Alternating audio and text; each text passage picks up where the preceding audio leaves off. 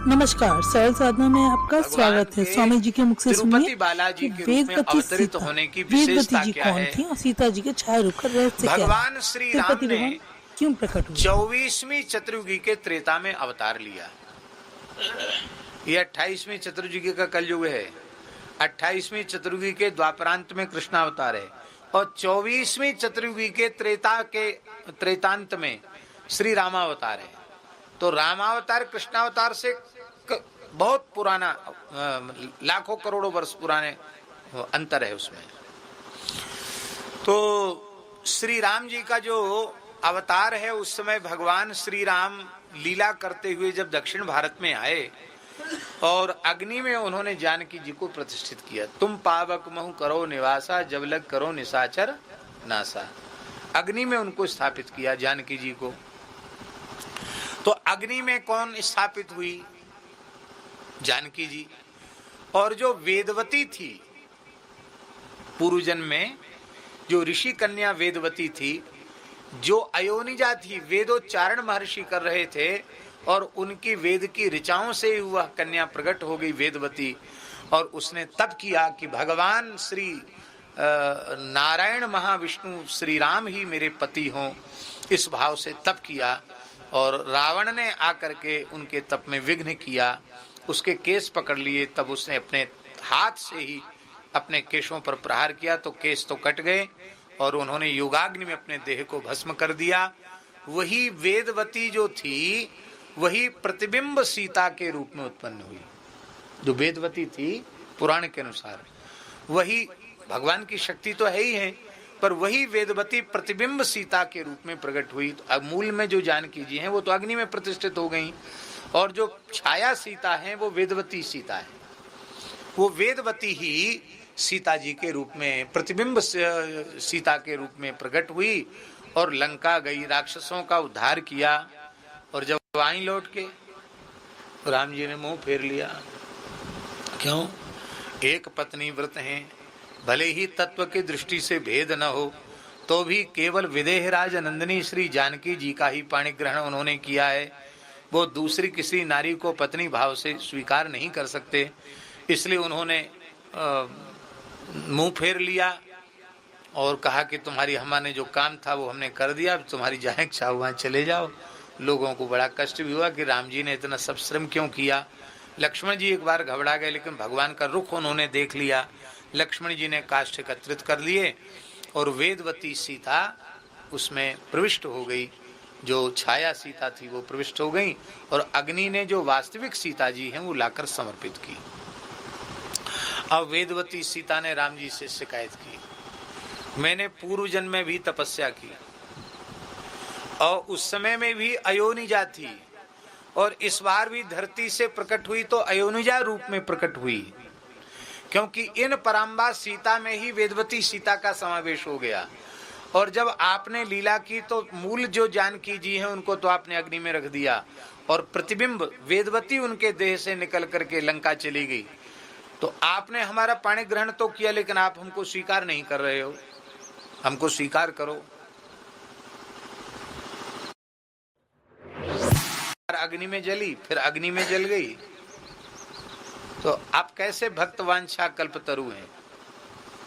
तब भगवान ने कहा ठीक है, हम श्रीनिवास रूप में अवतार वेंकटाद्रि पर लेंगे और तुम हे वेदवती सीते, तुम आकाश राज की पुत्री पद्मावती के रूप से प्रकट होगी और बड़ा जोर का विवाह होगा, बारात निकलेगी, उसमें हम तुम्हारे पिताजी से तुम्हारा हाथ मांगेंगे तो पिताजी कहेंगे गैया चराने वाले को थोड़ी राजकुमारी दी जाएगी, कुछ दिखाओ, हम बड़े आदमी हैं, राजा हैं, ब्याह में पैसा खर्च होगा, बहुत कुछ।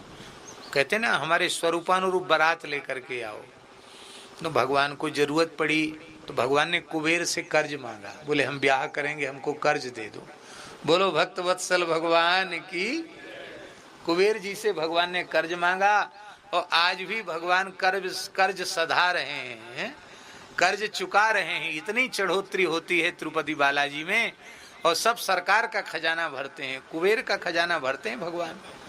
तो भगवान ने वहां विवाह किया और इस स्कंद पुराण में स्पष्ट लिखा है कि कलिकाल में जो जीव भगवान श्री राम के प्रत्यक्ष दर्शन के अधिकारी नहीं है, वे जीव भी जाकर तिरुमला में जाकर भगवान श्रीनिवास का, तिरुपति बालाजी का दर्शन करेंगे तो प्रत्यक्ष भगवान श्री राम के दर्शन से जिस फल की प्राप्ति होती है, वही फल की प्राप्ति श्री तिरुपति बालाजी के दर्शन से प्राप्त हो जाएगी। ये वो साक्षात रघुनाथ जी हैं।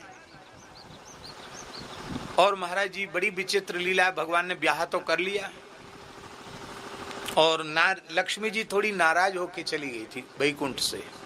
लक्ष्मी जी बोली कि तुम बहुत ज्यादा सरलता दिखाते हो, हमको अच्छी नहीं लगती। सरस्वती जी और पार्वती जी हमको ताना मारती हैं कि तुम्हारा पति तो पता नहीं कैसा है। भृगु जी ने लात मार दी, लात खा के भी कुछ नहीं बोला, कैसा पति है तुम्हारा, तो तुम भृगु जी से बदला ले उसका। भगवान बोले ब्राह्मण हमारे इष्ट हैं, हम बदला नहीं ले सकते। बोले तुम हमारी बात नहीं मानते तो हम छोड़ के चले जाएंगे। भगवान ने कहा तुम्हारी इच्छा, हम ब्राह्मणों से विरोध तो नहीं कर सकते। तो लक्ष्मी जी आ गई, कहाँ? महाराष्ट्र में है ना कोल्हापुर, लक्ष्मी जी का तीर्थ है। लक्ष्मी जी वहां कोल्हापुर में तप करने लगी और नारायण भगवान ने अवतार ले लिया। कहाँ? वेंकटाद्रि में श्रीनिवास के रूप में। और उनका विवाह हो गया पद्मावती जी से, पद्मा देवी जी से विवाह हो गया। नारद जी पहुंच गए बीणा बजाते कोल्हापुर। माता जी प्रणाम, कहो वत्स क्या समाचार है? बोले समाचार क्या है, ब्याह के लड़ुआ खा के आए हैं। कहाँ, किसका ब्याह? अरे बोले नारायण भगवान का विवाह हुआ है, श्रीनिवास रूप में उन्होंने अवतार लिया, बड़ी जोर की बारात निकली, सब देवी देवता सब बारात में सम्मिलित हुए। इतना सुनती लक्ष्मी जी रोज से भर गई, हमसे पूछा तक नहीं, दूसरा ब्याह कर लिया। तो लक्ष्मी जी गरुड़ को बुलाया, गरुड़ जी आ गए। लक्ष्मी जी वैकुंठ के क्षात्री शक्ति भगवती महालक्ष्मी कोई सामान्य थोड़ी है, महालक्ष्मी है। तुरंत गरुड़ पर विराजमान होकर के चली और जैसे ही तिरुमला में महालक्ष्मी पधारी, लक्ष्मी जी के कोप के कारण प्रकृति कांपने लग गई। साक्षात भगवती पराम्बा महालक्ष्मी है।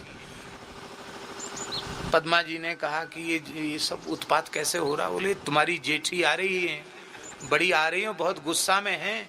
हाँ, और गुस्सा में कोई हो तो उसका उपाय यही है कि एक व्यक्ति खूब क्रोध में है, आप शांत हो जाओ, सबसे बढ़िया उपाय है। कोई कितने भी क्रोध में क्यों ना हो, आप निर्विकार रहे आओ बस। आप तो निर्विकार रहोगे, आपकी तो हलचल होगी नहीं आपके भीतर, आप निर्विकार हैं। और थोड़ी ही देर में आपकी निर्विकारता का प्रभाव होगा कि जो भयंकर क्रोध में वो शांत हो जाएगा। ये क्रोध को जीतने की बहुत अच्छी युक्ति है। आप निश्चय कर लो कि हमको एक तरफा, माने हमको एक्शन रिएक्शन कुछ नहीं, हम तो जैसे नॉर्मल ऐसे ही रहेंगे बस, ऐसे समझ लो कुछ हुआ ही नहीं। करो, कितना गुस्सा करते हो, करो, गाली दो, चिल्लाओ, कुछ भी करो, हम जैसे तैसे, तो आखिर वो ठंडे पड़े। भगवान ने यही समझाया पद्मा, तुम मत कुछ कह देना, हम भी कुछ नहीं कहेंगे, चुप रहेंगे, अपने आप बड़ी है, शांत हो जाएंगे। थोड़ा गुस्सा है, अभी नया नया ब्याह हुआ है। लक्ष्मी जी आ गई। तो लक्ष्मी जी के क्रोध को देख करके लक्ष्मी जी ने कहा पद्मावती जी से कि तुमको जानना तो चाहिए था कि तुम्हारा पहले ब्याह नहीं हुआ, ऐसे ब्याह कर लिया तुमने। तुम्हारे पिताजी ने नारायण भगवान से कहा कि आपने भी नहीं बताया, हमारे साथ छल किया। तो पद्मा जी जो है बहुत घबरा गई लक्ष्मी जी को देख करके। तो भगवान के वक्षस्थल में दाहिनी ओर पद्मा जी प्रविष्ट हो गई। वेदवती पद्मा जी वो दाहिने वक्षस्थल में प्रविष्ट हो गई। लक्ष्मी जी को भगवान ने आश्रय, लक्ष्मी जी इसलिए बालाजी अकेले हैं और उनके वक्ष में भगवती लक्ष्मी भी हैं और भगवती श्री वेदवती भी, श्री पद्मा जी भी उनके वक्ष में विराजमान हैं। पर भगवान ने कहा देखो पद्मावती जी तो अब हमारे साथ रहेंगी ही, पर तुमने गुस्सा किया है तो थोड़ा बहुत तो गुस्सा की सजा मिलनी चाहिए। तुम नीचे रहो, इस पहाड़ पे नहीं रह सकती हो। तो नीचे कौन सा शहर है? तिरुपति शहर है नीचे। उस शहर में भगवती का मंदिर है, लक्ष्मी जी का, वहां लोग जाकर दर्शन करते हैं और दर्शन जरूरी है वहां, लेकिन वहां बोले यहाँ पहाड़ पे नहीं, गुस्सा करो तो यहाँ मत रहो। बोलो भक्तवत्सल भगवान की। ये सब भगवान की लीला है, ना लक्ष्मी जी भगवान को छोड़ने वाली है, ना भगवान लक्ष्मी जी को छोड़ने वाले हैं। पर हम लोगों को सीख दी, हमारी प्रियतमा भी यदि क्रोध करें तो हमारे पास नहीं रह सकती, फिर क्रोध करने वाला व्यक्ति हमारा पार्षद कैसे हो सकता है। इसलिए गुस्सा नहीं करना चाहिए, क्रोध नहीं करना चाहिए।